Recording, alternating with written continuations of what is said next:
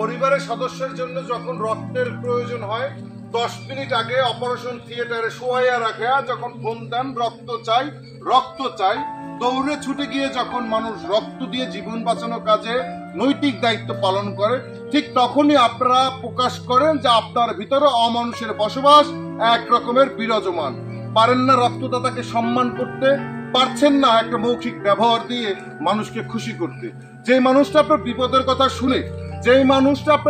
কথা শুনে, আপনার পরিবারের অসুস্থতার কথা শুনে, যে মানুষটা গায়ের রক্ত দিতে চলে এসেছে, সেই মানুষটাকে সম্মান করার চেষ্টা করুন। আজকে রক্ত দেওয়া শেষ, 2 দিন পরে সোনার বাংলাদেশ বইলা আর কখনো খোঁজ নিবেন না। আপনি আপনার জীবন সংগ্রাম নিয়ে চলতে থাকলেন, বাচ্চার নাম রাখবেন, মিষ্টি খাওয়াবেন, এটা করবেন সেটা করবেন, কিন্তু আপনার বাচ্চাটা ভূমিষ্ঠের সময় যে মানুষটা ছুটে এসে গায়ে রক্ত দিয়েছিল, যেটা পৃথিবীতে কোথাও তৈরি হয় না, এখন পর্যন্ত কোনো বিজ্ঞানী তৈরি করতে পারেনি, যেটা আল্লাহ তাআলার নিজস্ব কারখানায় একমাত্র রূপান্তরিত তৈরি হয় এই রক্ত।